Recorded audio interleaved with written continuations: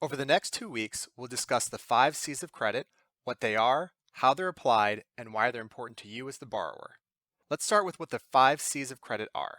The 5 C's are 5 criteria that most lenders will use to measure the credit worthiness of potential borrowers.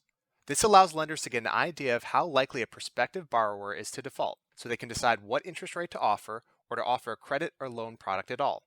Let's start with the first C, character. For character, lenders are looking at your reputation and track record for repaying debts. They generally do this by looking at your credit report and credit score. All other factors equal, the better your credit score and the fewer potential negative items on your credit report, the more likely you'll be approved for a loan or credit item, and the more likely you'll be eligible for lower interest rates. In fact, certain lenders, particularly those in the housing market, may have specific minimum credit scores needed to be eligible for their loans.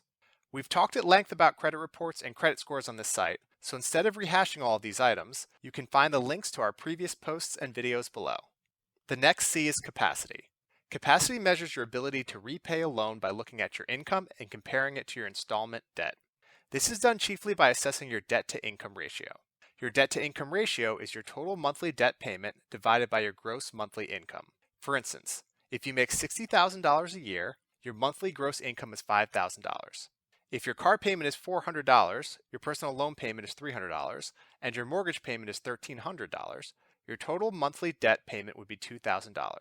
Your debt to income ratio would therefore be 2,000 divided by 5,000, or 40%.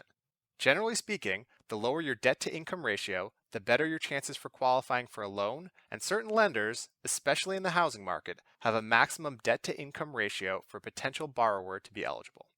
Next week, we'll return with the other 3 C's of credit.